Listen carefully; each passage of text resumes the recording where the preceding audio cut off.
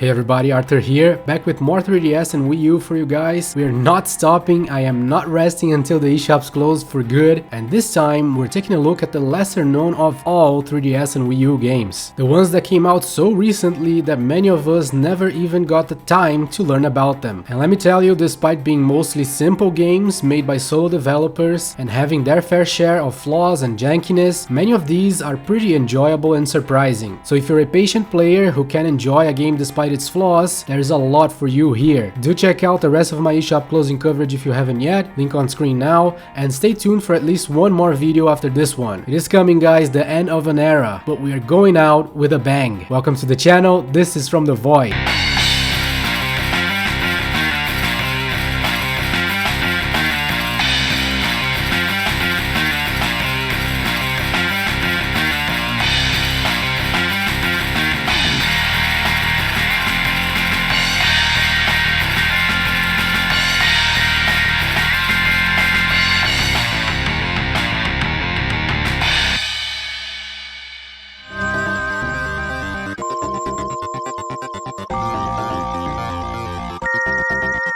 To start things off, we'll take a look at the creations of famous developer Luke Vincent, beginning here with the Herald series. It all started with Herald's Walk.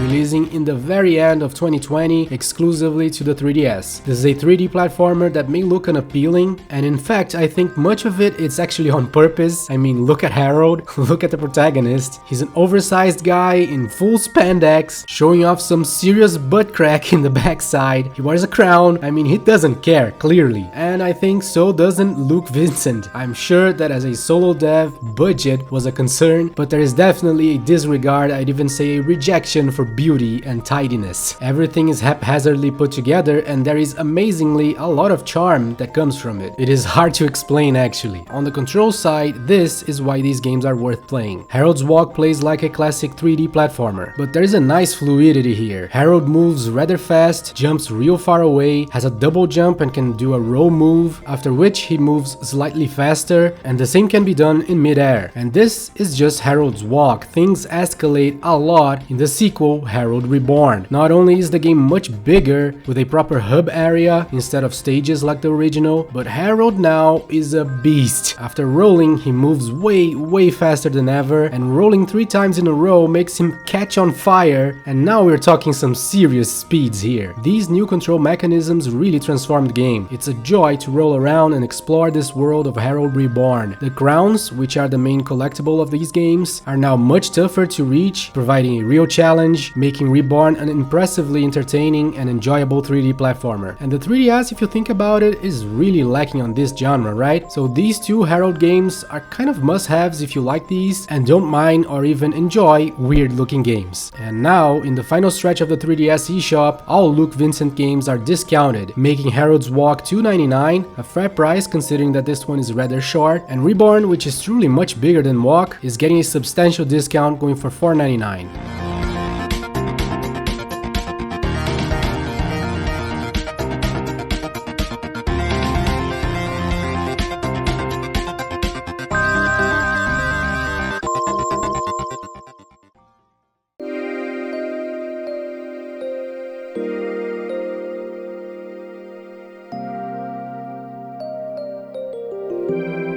But the even better game from Luke Vincent is the Mesmerizing Automaton Lung. I mean, this is such a cool game right here. I love this kind of thing. I already covered this one, but I'm happy to do it again. In true Luke Vincent style, there is a lot of weirdness going on, a lot of unexplained things, some jank, but once again, a really cool, unbridled and haunting experience here. This is his best work so far for sure. It is both an open world exploration game as well as a collectathon. You collect the things to open doors to new places, to collect more things. To make that incredibly interesting, Automaton Lung counts with some great unique physics, which are really fun to mess around with. You have a jetpack that boosts you forward or up if you're not touching the ground, and you can summon a hovercraft thing to drive around, and this baby keeps gaining speed even in mid-air, in which it drops very slowly, so you can reach far and away places you wouldn't expect to be able to. And doing so is cool because the exploration aspect here is impressive. This is a haunting and alluring world if you like exploring exploring in games. You're always wondering what to expect next, as it keeps throwing curveballs at you. I mean, it even has an overworld. If you go to the ground floor in the elevator, you can enter your Beetle aircraft thing to fly around freely. In fact, you have freedom to pretty much go anywhere you want right from the start in this game. And when doing so, we'll certainly find interesting things. This is definitely a worthy experience, but it has very recently escaped the 3DS. It is also on Steam, but still, I think it's very worthwhile to pick this one up on the 3DS for mere $6.99 with a slight discount.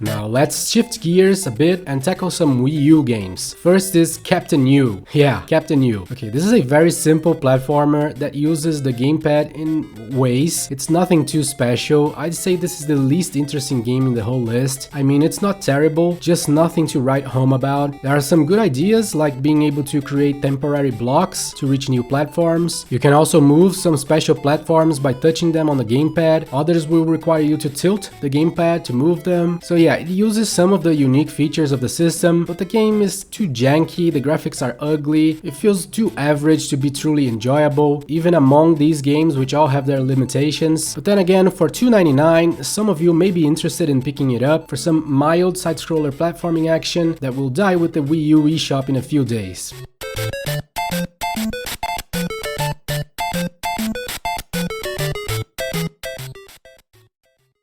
Much better than Captain U is brutal Sturmfront.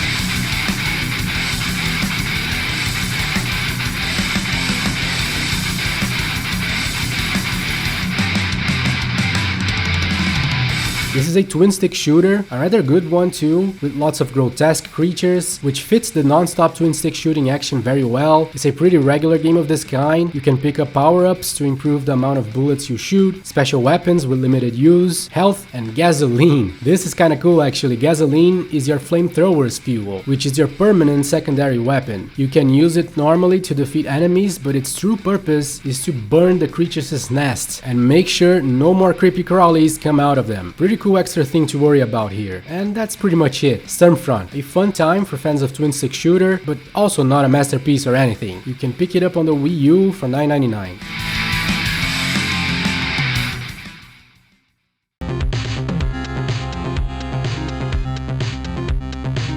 Okay, let's go back to the 3DS now. This one was quite a find. I'm sure it's the most obscure game on today's list, which is saying a lot. This is Moonbound. This one is actually pretty cool. It's an arcade-style top-down action game where each stage is one static screen filled with enemies and hazards, while you are an astronaut who needs to gather all the crystals, as well as some optional items, and bring them back to the weird-looking spaceship. You have a space gun that can only stun enemies, not kill them, as well as a very useful jetpack propulsor. This is what makes this game interesting actually. You see, you have a limited amount of oxygen, which you can see in the bottom screen there, and because of that, you cannot stay away from the spaceship for too long. However, using the jetpack consumes your oxygen way faster, but in return allows you to avoid enemies and hazards with much ease. So this makes for a pretty great balance for a game like this. It really makes it much more enjoyable and engaging. It's a simple game for sure, but the price replicates that, and I definitely found my money's worth here for sure. It goes for $4.99, and it's a 3DS exclusive that came out in the tail end of 2021.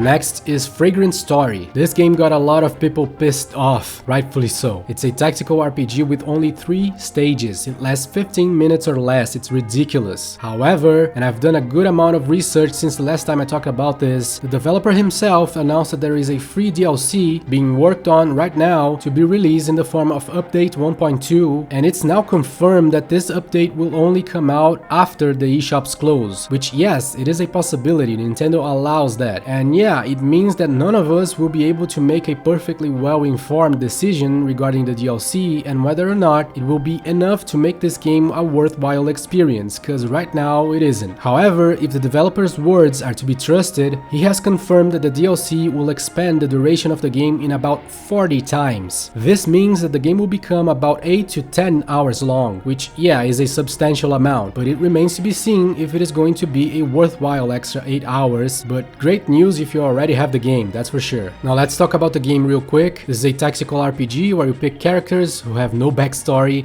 to enter the battle stages. You order them to move and attack, pretty standard strategy stuff. The only real difference is what happens in the actual encounters. A Wheel of Fortune thing starts spinning and it will decide whether you do a normal attack, a critical, or if the enemy defends. But you have full control over it. If you get the timing right, you can have it land on the better results every time. You do the same when defending too, and can even force the enemy to miss. It is interesting, but needs more depth so not to become stale real soon. The game concept is okay so far, if we ignore how short it is, so let's see if the DLC makes it really enjoyable. If you haven't purchased the game yet, you have a few days to decide whether to get it for $2 or not, as it's going for half off right now.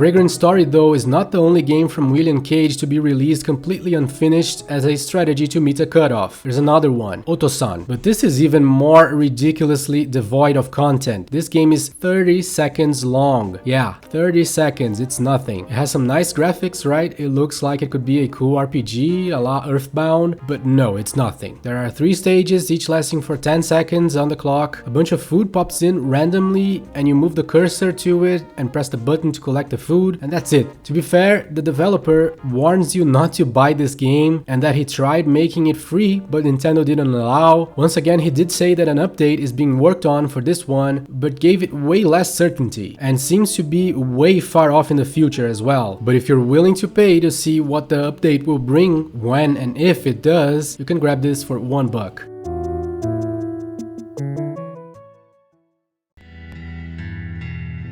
Now to the highlights of the list, the Silver Falls series. There are 6 titles on this series, 4 on the 3DS, 1 on the Wii U, and 1 on both. But it's way more than 6 games, cause several of them have multiple games inside, so there's a lot to cover. But before going there, I have a surprise for you guys. I had the great pleasure of doing an interview with the Silver Falls developer, JERREL, who was super nice to find some time in his very busy schedule of releasing so many games in such a limited time to talk with us. Thank you so much, JERREL, and I hope you all appreciate the interview. He had some interesting takes about developing and releasing games so close to the eShop's closing. I will later release the full interview, hope you can check that too. So here are some of the best bits. And right after that, we'll take a look at each Silver Falls game. And as an incentive for you to watch the interview, I will spread through it codes for free copies of the Silver Falls games, which JERREL was nice enough to give to me so I could give you guys. Thanks again, JERREL. Let us know in the comments if you got any of these.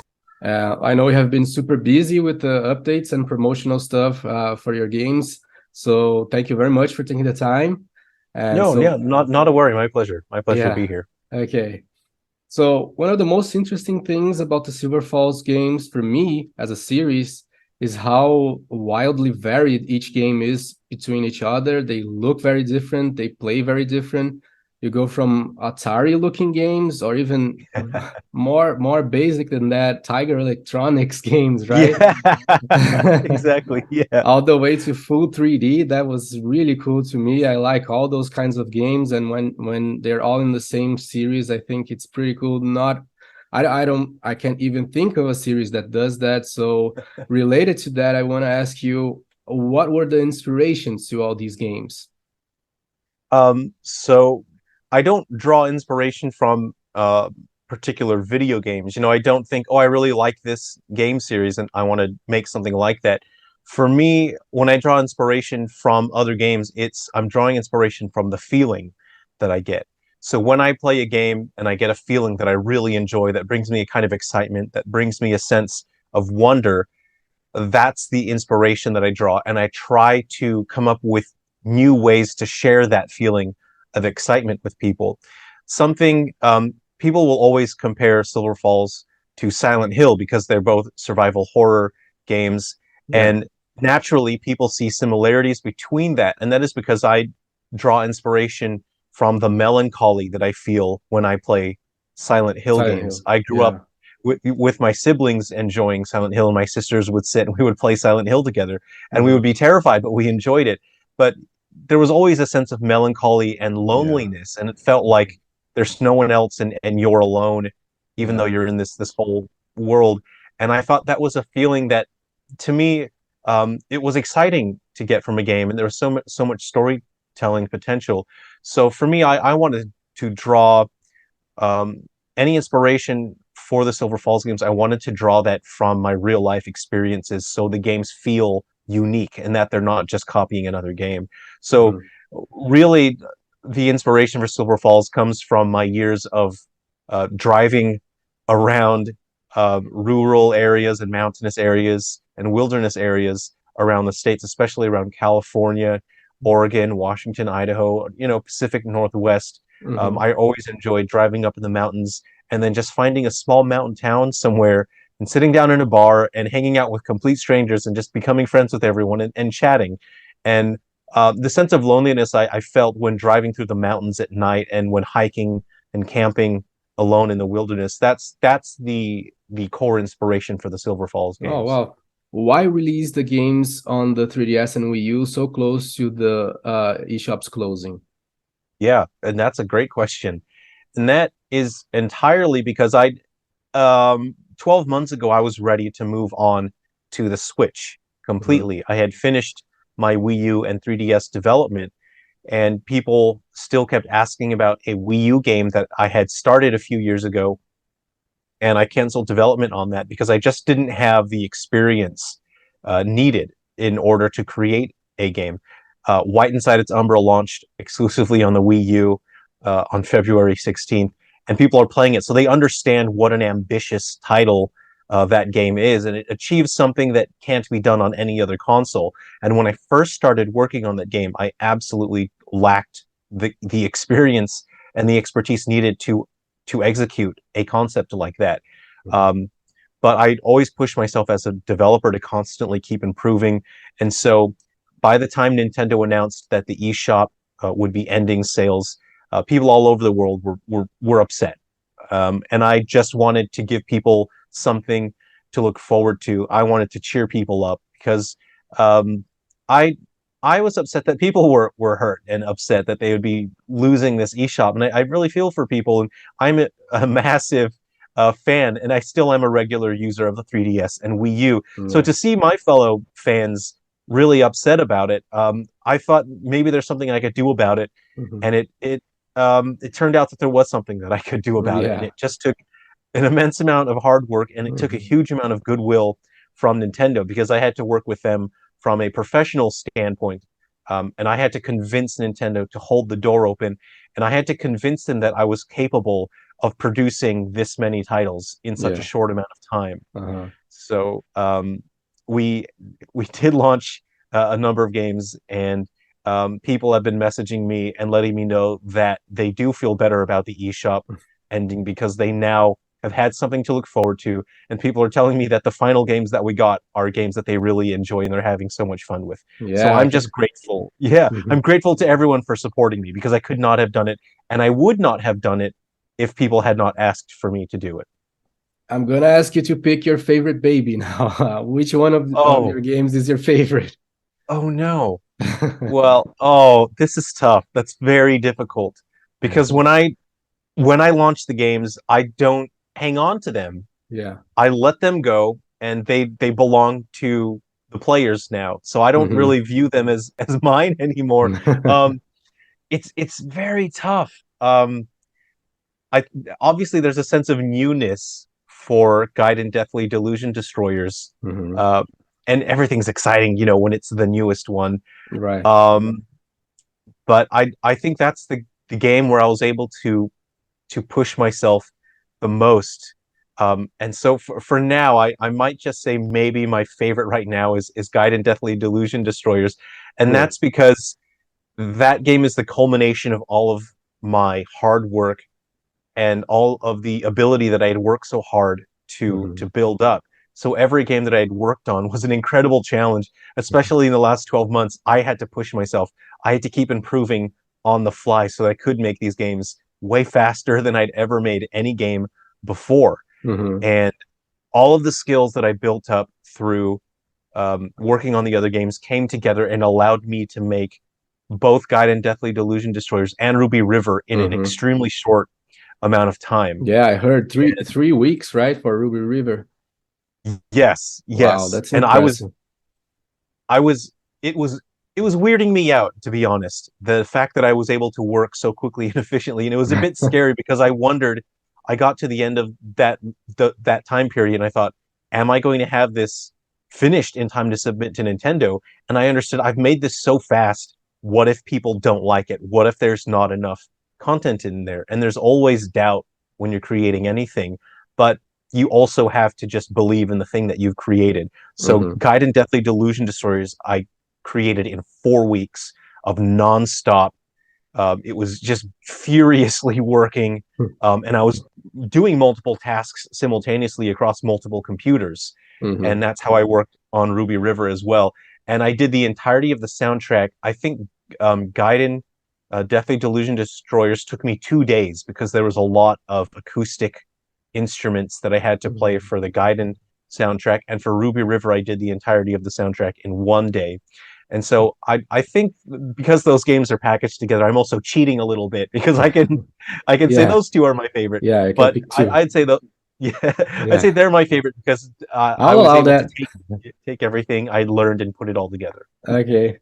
And I actually just I haven't posted the official announcement yet, but I've just updated the ROM for our Game Boy Color game. All So right. we do have our official Game Boy Color game, and that was launched in 2021, and that is a Mm-hmm. free game, so you can get that from our website for free, and you can play it any way you like. And All it's right. I think it's funny that so many people message me and they tell me that's their favorite one, and I think that's just funny because it's not even officially released yet. Yeah, It's on okay. the Silver Falls website. Mm-hmm. It's called Galaxy Bound Curse, and it is canonical. It is treated as a full complete entry, and it's does have the code linker system as well. So you Right. can actually get a playable character from Galaxy Bound Curse to cross over into the other games as well. Cool. Yeah, that code linker thing is one of my Yeah, favorite things as well. You keep bringing forward the games all the yeah. way. That's so cool. Is there an order for playing the games that is preferable? That's a that's a very good question, and I get that quite often. There is no correct or wrong order to play the games. Mm-hmm. I From the very beginning, I knew that I wanted to create a series where it didn't matter what order you played the game is. I wanted every single player to have a unique experience through the story based on the order in which they played the games. So if you Mm-hmm. played one game first, you might think of one character as antagonistic, and you might view that person a bit negatively, Mm-hmm. and you might view events that occurred in the past a certain way. And then if you play another game, you might learn more about that person, and suddenly you feel very strongly and you feel attached to that character, and Mm-hmm. you view events differently because now you have more information and you experienced those events firsthand, and you realize, oh, the people that were talking about this event in the other game, they were misled, they were wrong, they misinterpreted things. And Mm-hmm. I think that's an exciting way to tell a story because now everyone can have their own journey through it. And I have had people message me as they're going through the games and they would say, oh man, this character, I really hate this character. And they'll message me a couple of days later and they'll say, oh my God, I just Oh. played Three Down Stars. I love this character. And then they message me another few days later and they go, oh my God, my heart's so broken for this character right now. Mhm. And I think that's just an exciting way to tell a story. So that's why I've made it. Every game stands on its own and you can play them in any order. So there is Cool. no right or wrong way. Right. Cool. Cool. Now the hard-hitting question. Okay, go for it. Uh, you had the idea to make Silver Falls a series since the beginning, I guess, but that almost came to a halt right after the first release, right? Yes. Three Down Stars, and that was because of some very negative reviews that the game got as soon as it came out. Yes. Can you talk about that? What happened there? Yeah, absolutely, sure. Unfortunately, I faced issues with the game engine the entire time, Hmm. and that's the Unity game engine. And even right up until launch day, there were issues, and I had to launch the game. I developed the entire series out of pocket. I don't have external funding. I'm not crowdfunded. I just Hmm. want to make the games, and I don't want to put people at risk of crowdfunding and then not getting something that they paid for. So I Right. wanted to create something, and unfortunately the Unity game engine was more and more broken, and I would say about 90 to 95% of my time developing Three Down Stars was spent dealing with how broken the game engine is. I really spent a small amount of that development period actually making Three Down Stars, Hmm. um, and that it was very disheartening. And I knew that I was at great risk of people looking at it and saying, this is not worth it. Let's just everyone ignore it. And I had to launch the game to bring money in because I'd spent 2 years developing Three Down Stars and I wasn't earning any money anywhere else. Hmm. So I had to launch the game. And as soon as I launched it, I was already working on an update for the game even before it launched. Hmm. Um, and unfortunately, as soon as it launched, it was very negatively reviewed, and not just negatively reviewed, but it was brutalized. Like it Hmm. seemed like people took delight in just personally destroying the game itself and being very mean-spirited about it, and just building up this culture of let's destroy this game because it's fun to be really mean about it. Um, there's a huge difference between giving something a negative review by just describing the product on its own merits, and there's another thing to just be personally vicious Hmm. about it, and that's what early reviews were. And it made me feel like there's no way that I could ever possibly continue this series, because anywhere I went online, if I asked any content creator, anyone to look at my games, anyone, they would look up a review, they would type in Silver Falls review, and the first things that would come up were these awful, horrible reviews that were really mean spirited. And they would say, no, no, I'm not interested. And it was horrifying to think that I'd spent 2 years of my life working on something my absolute hardest, and I would never be able to earn money off of it or continue the series that I had planned. And I had numerous games planned at that point, that had already been partially completed. But I had I could probably name everyone off the top of my head. Well, their usernames anyway. People that were just messaging every couple days and saying, "Hey, I really enjoy this game, and I know that there's a glitch here." So people were reporting the glitches, and they were saying that they loved the game regardless of the glitches, and they were hoping that it would roll out an update. So I Hmm. thought, well, I realistically have 5 people in the whole world that's playing Three Down Stars. So, okay, I'm not going to make any money. I'm going to make an update. I'm going to fix all of these issues, and I'm going to make a better version of the game for these 5 people that are playing Three Down Hmm. Stars. And I rolled out the update, and they were grateful. Um, and then they said, okay, well, we like this. Well, we've got some requests now. Can you adjust the camera so it feels better? Can you add some features? Can you make this? This doesn't feel very good. Um, and if you're getting comments like that from people that don't care about the game, it's easy to ignore it. But these were comments coming from people that really genuinely enjoyed the game. And so I took all of that on board and I said, okay, I'm working on another update. I'm going to implement all of your requests. I'm going to fix more bugs. And just by powering through that over the course of 2 years, we kept updating Three Down Stars. And I still really wasn't getting significantly more sales. I'd get a handful each month. But Hmm. people would message me and they would say, they really enjoyed it. So I thought I have to keep going with this because there are still people enjoying it. And we finally managed to launch one final version of the game that is the definitive version Hmm. that fixes all of the significant issues. I was able to bring in massive improvements. I implemented almost every single request that people had made, and I added significantly more unique content. And there are now 18 unique playable characters, many of which come from the code linker system, Hmm. because I wanted Three Down Stars to be able to connect to all of the games that are coming up and that have just launched. So, Hmm. um, unfortunately, yeah, the first 2 years of the series were very difficult because I wasn't really earning any money. Hmm. But unfortunately, you have to be able to deal with that kind of negativity.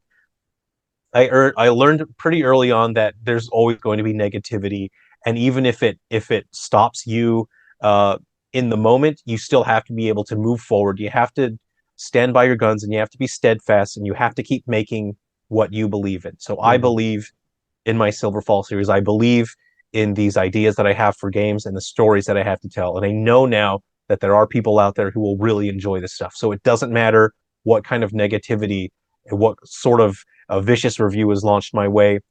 We're at a point now where we can survive that, and it's just brush it off. It doesn't mean anything because there's so many people enjoying these games, and that's all that matters to me. I hear you have new projects incoming, so we want to talk about them? Yeah, absolutely. We just recently released a short trailer that just took a look back at the past 3 years and all the games that we launched. And at the end of that trailer, I announced that Galaxy Bound Curse, which is our Game Boy game, which has never been officially released. It's only a free Game Boy homebrew ROM. I'm actually working on a full remake of that game for Nintendo Switch. Okay. And on our streams, there's an unannounced game that I've been sharing a trailer for, and we're not really ready to officially announce that, as I'm still working on preparing the announcement. But that will be a full RPG for the Nintendo Switch, and it's going to be quite special for that game because the code linker system right now, in general, you'll get a new playable character. Usually the main character will cross over from one game into another, and that's how code linker works. But with our Silver Falls RPG coming to the Switch, and that game is titled Silver Falls Road Past Guilt, what you're actually going to get is an entirely new chapter, a standalone chapter that's going to last a few hours, that gives you a chance to carry on the stories from the previous games. So say, for example, if you connect Gaiden Deathly Delusion Destroyers or Ruby River to this new game, to Silver Falls RPG, you'll actually get two new entire unique story sections that are just standalone RPGs. So it's like you have this mini RPG inside of this massive RPG, and they serve as sequels to Gaiden Deathly Delusion Destroyers and Ruby River. Many people are asking me, hey, what happened after the story of Gaiden Deathly Delusion Destroyers? Like, they didn't feel like a definitive end, because it leaves it open-ended as to what happens. And Ruby River is really open-ended. There's no end to that story. So when we have Silver Falls Road Past Guilt on the Switch, if you connect those games to Silver Falls Road Past Guilt, you'll actually get to play the sequel to those games in RPG form, and it'll wrap up their stories. Wow, really cool. Really cool new projects in the horizon there. Yeah. All right. That was a great chat. Thank you so much, JERREL. All the best for your current and future endeavors. And thanks for being here and taking the time to talk with me. Yeah, thank you very much, Arthur. I really appreciated that. Okay, now let's talk about the Silver Falls games. Games like these are the hardest to review or pass judgment on, because at the same time I don't want to be unfair to the developer, who in this case operated several miracles in order to release so many games in such a limited amount of time, and I definitely understand and sympathize with the restrictions he had to work under, and at the same time I have the duty to be clear and precise to properly inform the audience about what they should expect here. So I have to start by saying that with any of the Silver Falls games, you must expect limitations. The games are flawed, there is jankiness to be found, they may be graphically unappealing in many ways, but after playing each one a lot and even finishing some of them, I'm happy to report that there is definitely a good amount of heart and soul in each one. They can definitely be enjoyed in their own right, and they even have some pretty impressive features. Like, all of them are interconnected, not only through story and reoccurring characters, all in the same universe, but even having a code link system between all of the games, where you can use codes from each game to unlock new characters in other games. This is pretty cool, I love this kind of thing. So these are definitely enjoyable games, given that you are the right audience for them. One thing that all of them have is that they are absolutely not handholdy. They leave a lot to be discovered by the player, sometimes to a fault even. Some of them can be so obtuse in the beginning that they may feel frustrating to a lot of people, so keep that in mind. So let's talk about the specific games. The first one is Ghoul Busters. This is a Game Boy style side-scroller platformer with a real tall challenge. Very soon things get real tough with some devious rotating platforms and well-placed enemies. The game feels a bit floaty in the controls, but that's also a good thing because it allows you to do some pretty impressive platforming maneuvers. Then after each stage you can spend your currency to buy some consumable items to make things a bit easier. The game definitely has that feeling of an adventure as well, even counting with some small cutscenes and a lot of secrets to find. Pretty cool game, going for $5.99 right now with a discount.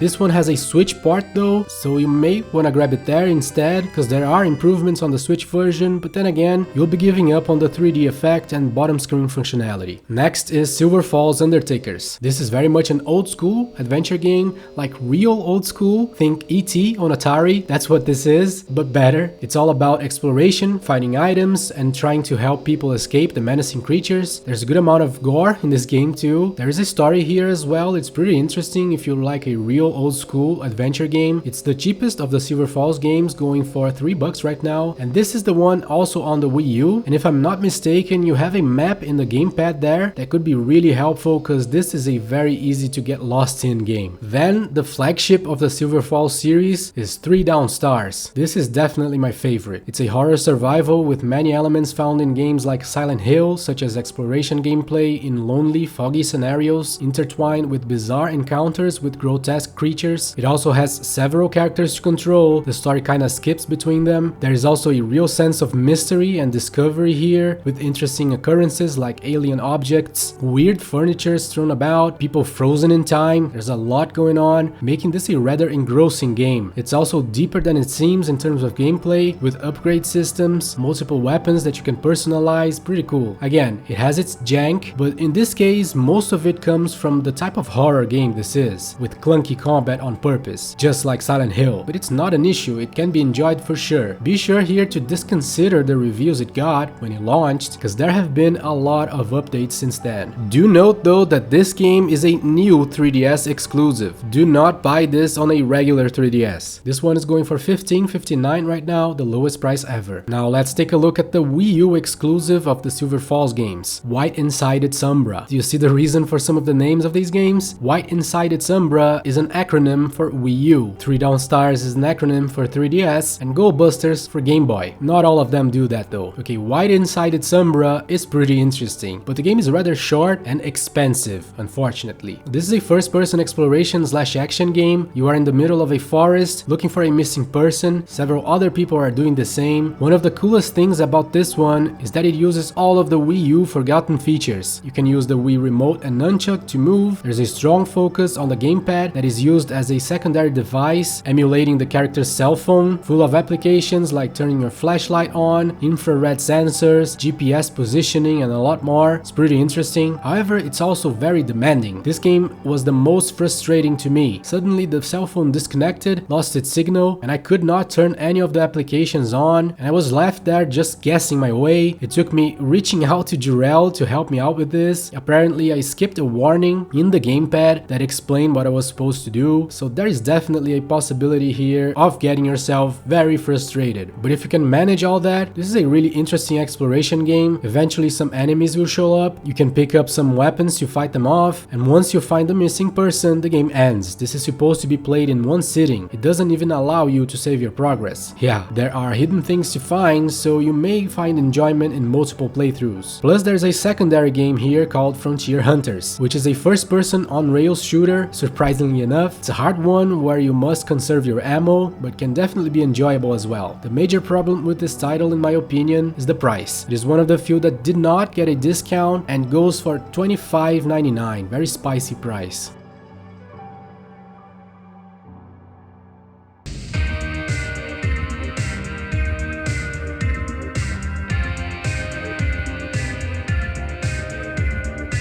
Okay, next is the weirdest compilation of games in the Silver Falls series. This is Guardians and Metal Exterminators. So this is a collection of 3 games. 2 of them are, and I kid you not, Tiger handheld style action games.